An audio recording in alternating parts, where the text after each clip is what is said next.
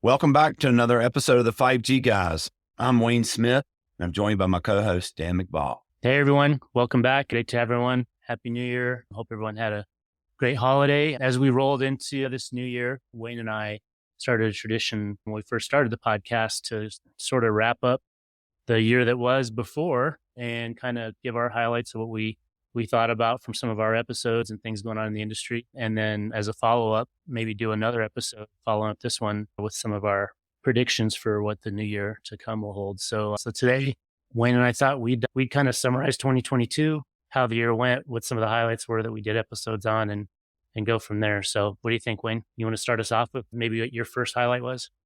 Oh, wow. Yeah, 2022 was really eventful. Where to start? I think one of the easiest topics to hit is it's the end of 3G, for both the top two big carriers, and what that meant for the industry. Not as impactful, I think, as some would have thought, but that's where I was started. I don't know. What do you think?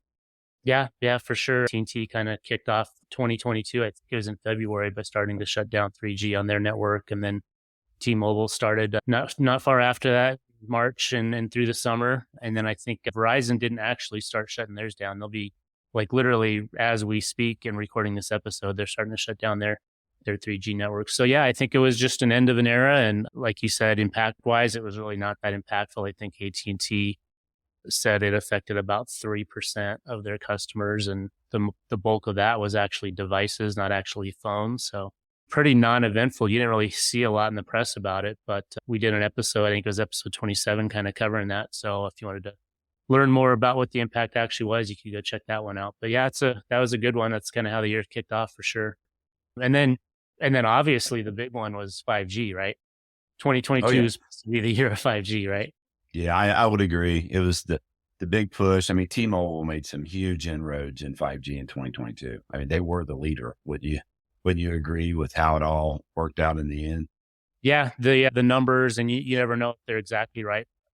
That the carriers all basically told us was that T-Mobile came in at about 260 million people covered with their 5G network, followed by Verizon 175 million, and then AT&T finishing up with about 100 million pops covered. So definitely T-Mobile was the big winner in terms of 5G coverage in 2022, and I think a lot of that had to do with the delays that Verizon and AT&T had to start off the year, right? And we did like 3 episodes on that.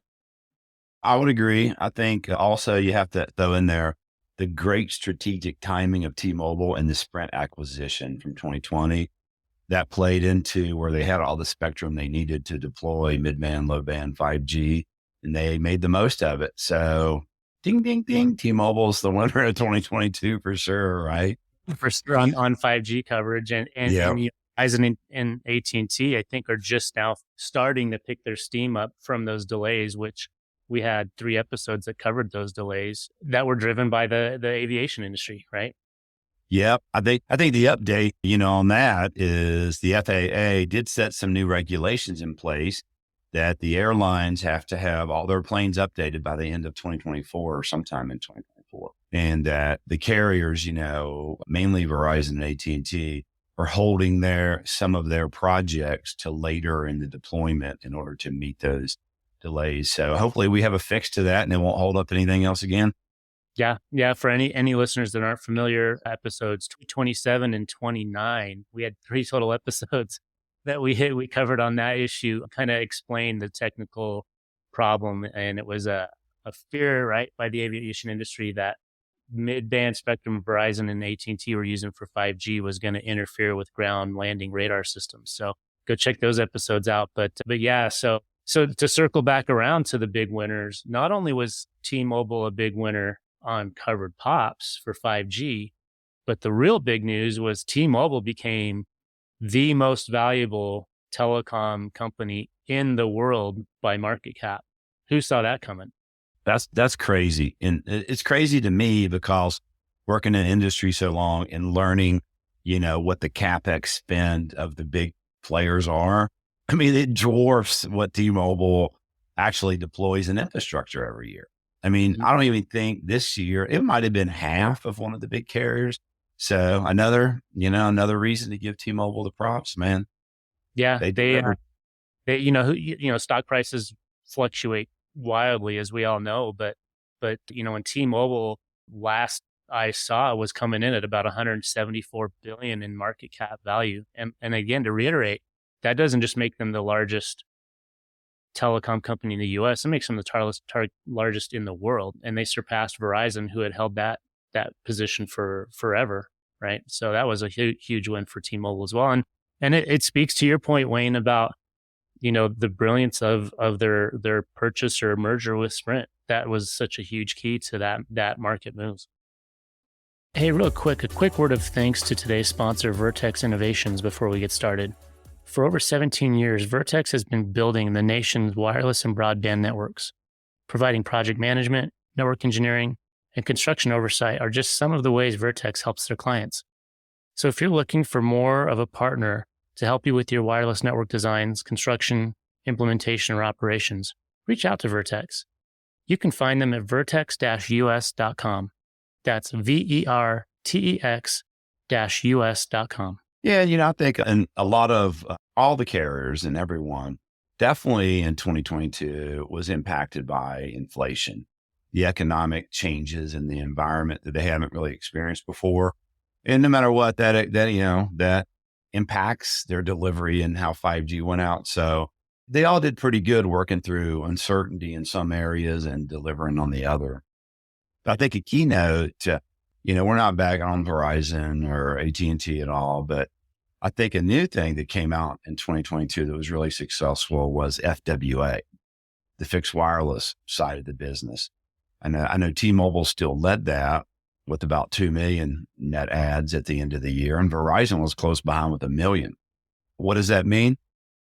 Boy, the cable companies had to get on their heels and try to catch up. And now it's becoming a convergence of wireless versus the cable giants.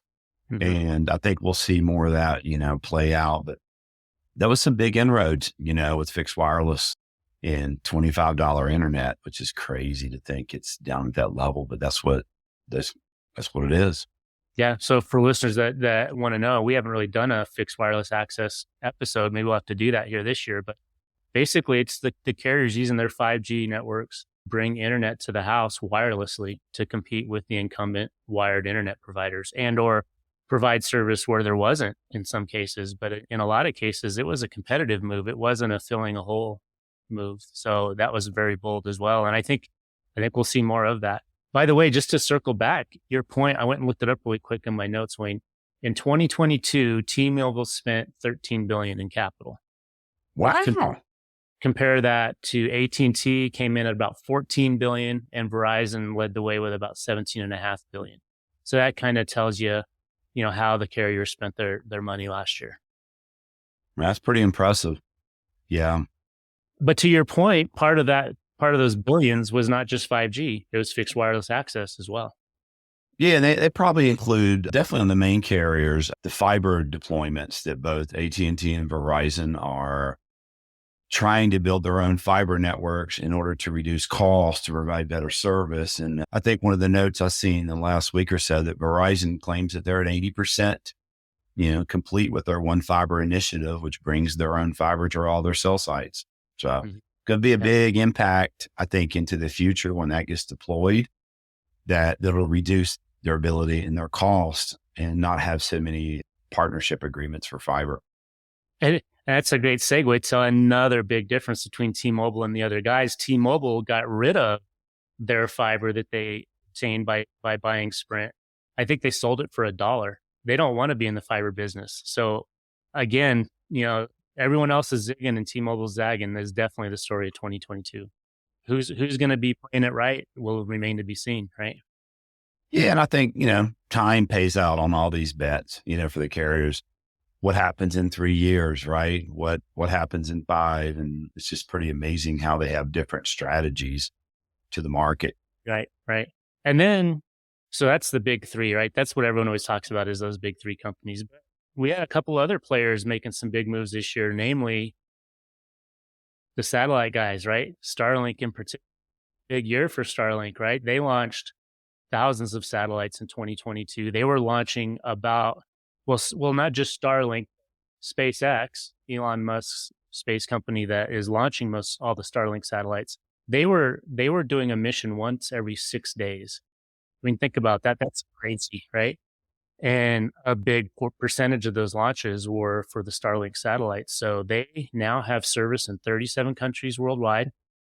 They played a big role in the war in Ukraine, is my understanding, like keeping, Ukrainians and the Ukrainian military connected. And Russia tried their darndest to jam them and hack them. And apparently Starlink was robust. But they basically came in. They have about 3,200 satellites now in the air providing service, 100 megabit by 10 megabit internet service. And it's available in the US to about a quarter of the US right now. So that was a big year for Starlink. Yeah. And I'll admit, I got to try it on one of my excursions to the rural country. They had a Starlink satellite, and hey, it worked great. I mean, we had internet when normally you wouldn't have it in that kind of location.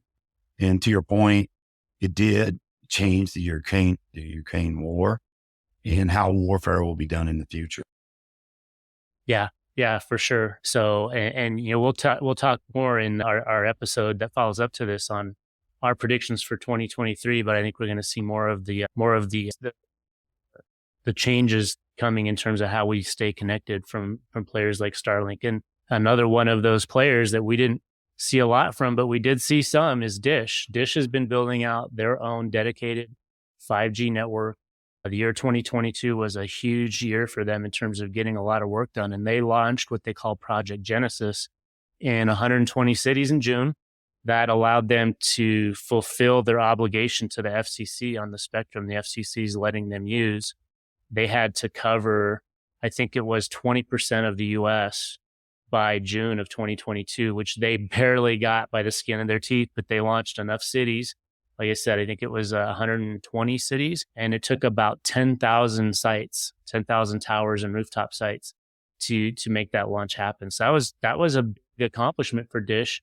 A lot of people don't know about Dish. So as a consumer, it may not be so obvious, but they ended up finishing the year covering about 35% of the pops in the United States.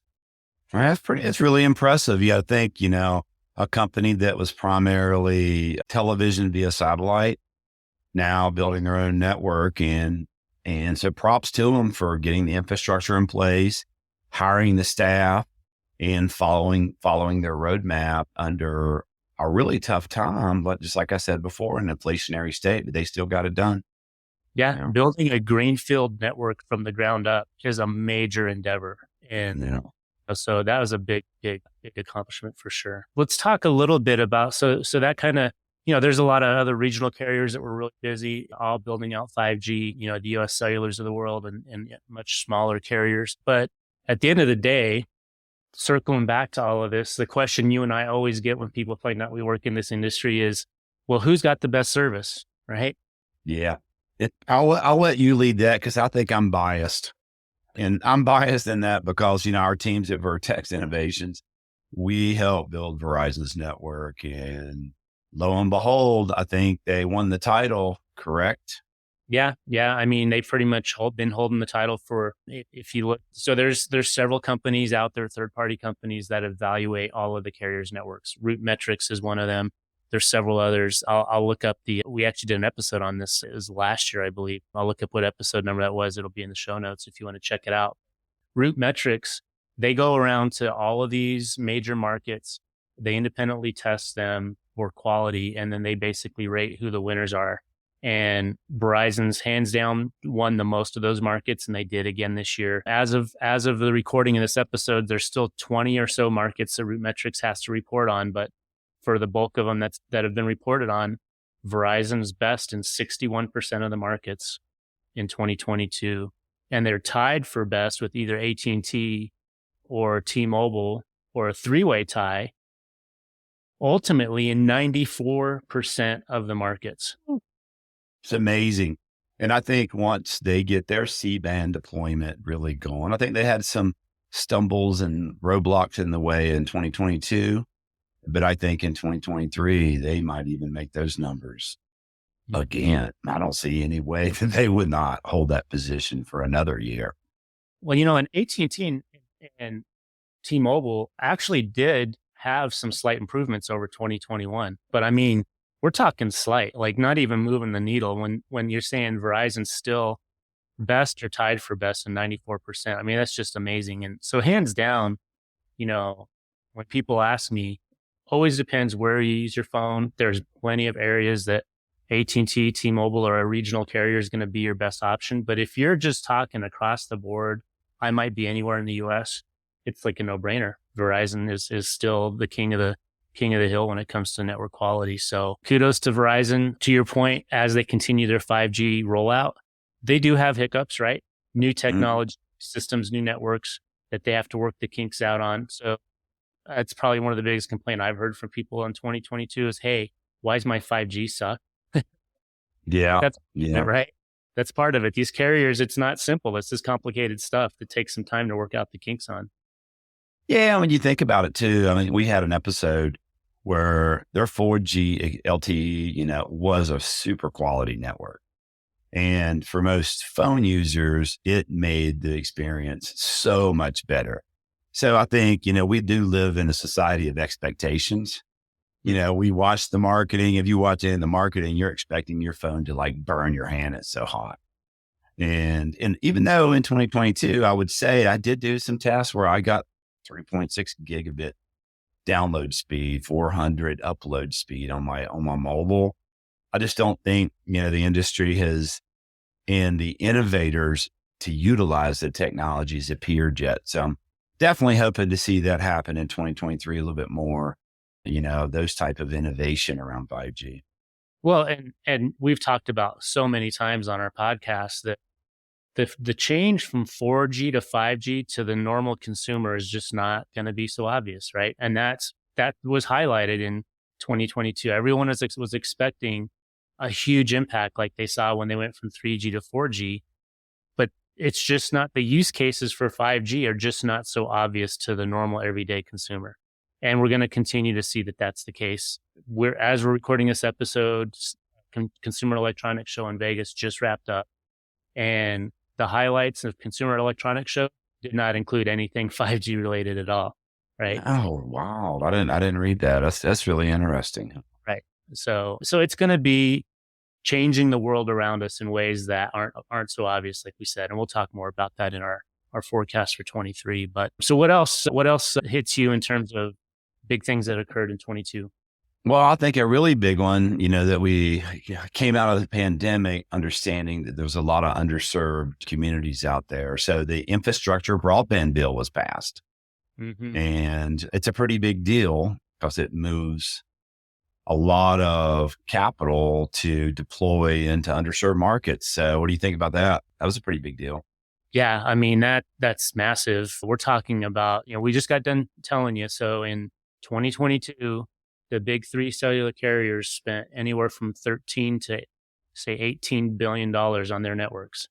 The massive federal government spending bills that were announced in late 21 and throughout 2022 come to the order of 40, 50, 60 billion dollars of federal funds that are being used to help bridge the digital divide, to bring internet, whether it's wirelessly or wired, to the masses of parts of the US that have no service right now or have very degraded service. So yeah, the FCC came out with a Rural Digital Opportunity Fund that comes to the tune of about $20 billion, if I'm not mistaken.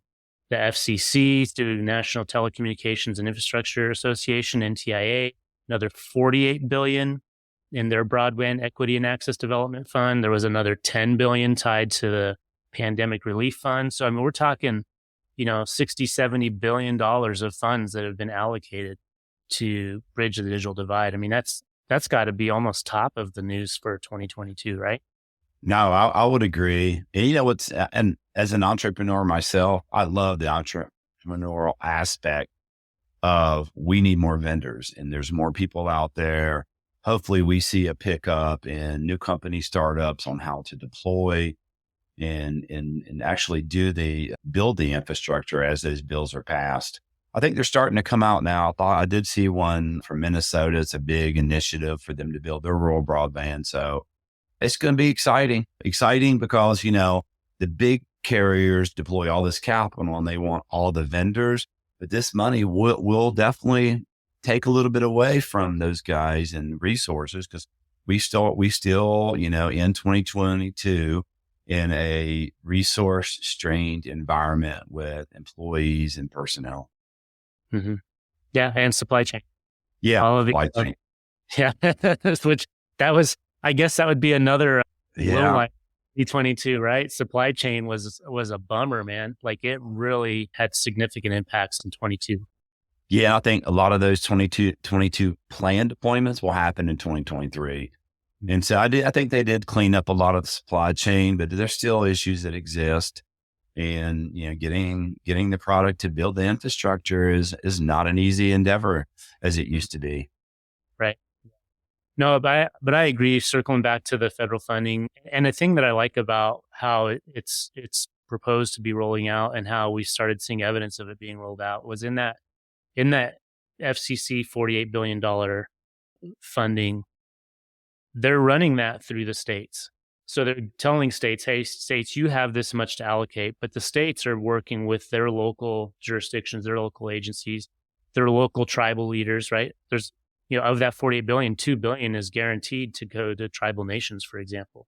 Like that's going to really move the needle on people that really need these technologies to really take advantage of a lot of the promises these technologies have been promising: remote healthcare, emergency services, education, right? So I'm super excited about what the future holds, and I just cross my fingers and hope that the dollars get used wisely and don't get wasted or misallocated. And we'll just hope for the best. But so far, so good. Yeah, I think so. I mean, even like what we've seen in our career, though, when there are initiatives and there's startups and who utilize this kind of capital, even if they don't make it, they get integrated and consolidated into better networks. And, it's exciting. It's really hard to really get your mind around the concept of no connectivity in a lot of rural markets in America. It's just crazy to think, because we take it so much, in our daily lives and take it for granted, that when these communities start to get infrastructure, you'll start to see, it's just like these communities that people had left over the years to go find opportunity in other bigger markets. They start to build back, and they're great purchases, you have better purchasing power for real estate and homes. And so it's just such a great spend, in my opinion, our taxpayer dollars at work. Yeah, sure. Yeah. And I was trying to look up really quick on off the cuff, and I don't have it handy, but we highlighted this on one of our episodes. To your point, if you look at the cost of cellular service in the United States over the last 20 years, in this world of inflation that we're all living in, we get so much for our dollar in cellular service, and that trend continued through 2022. Like, I remember my average bill per phone being close to $100, and look at the pricing we all get and what we get for those dollars in terms of bits, bytes, bandwidth, responsiveness, features. It's absolutely amazing. And definitely that trend continued through 2022, and it doesn't look to be changing. Oh, I think in 2023, with the FWA taking subscribers from the cable giants and the use of MVNO, business model, we're going to start to see costs still come down and have more bundled products from those. All of the, it makes a better competitive environment, which is good for everyone. Yeah. Boy, it's tempting to start talking about what's coming in 23, isn't it? But It is. 45 minutes. And so in the spirit of trying to keep our episodes to a manageable bite size, any other last thoughts on 22 in terms of wrapping up this episode? Oh, only that, with all the things and the market headwinds and all the inflation and economic and personnel things happen, it is a really resilient industry. I'm super proud to be part of it. And I'm proud that that so much was still accomplished with a new kind of economic and business environment that they never encountered before. So super proud of all the work that our teams did at Vertex across the country and all the projects that we did. But, 2022 was a good year. Yeah, it was. And you're right. I mean, this has been the most robust industry, I've been in it my whole career, I think I'm counting, I lost count, coming up on 30 years. I can only think of one time where there was like a complete turn the lights off in my career in that almost 30 years. So absolutely great industry to be in, feel blessed to be part of it, and great people. So yeah, it was a great year. So with that, we'll put a cap on 22. Thanks for being a listener. You guys have been great. I think that was a highlight for us as well, as 22 was the first year that we had episodes that were driven by you, our listeners, reaching out to us at 5gguys.com. We see your comments. We see your episode ideas. We've turned, at least 2 or 3 of those into actual episodes. So thanks for being a listener. Thanks for coming back, and follow us up next week. We will have our 2023 predictions episode, which are sure to be wrong, but we always do our best to get our brains around what might be happening. So Wayne, thanks for being a great podcast partner, for wrapping up another year, and thanks for being a great listener, all the podcast listeners. Yeah, I mean, I'd like to thank all the listeners too. I mean, it's great to serve the community that we've been has give us such great opportunities over the years. So thanks for listening. Thanks for the feedback, Dan. Love having you as a partner. You hold me accountable, and I love doing the podcast with you. So here's to 2023. Kudos. Cheers. Cheers. Thanks for listening to the 5G Guys. For more resources and to connect with Dan and Wayne, check out their website at 5gguys.com. If you enjoyed this episode, be sure to hit that follow button and share this episode with your friends and family.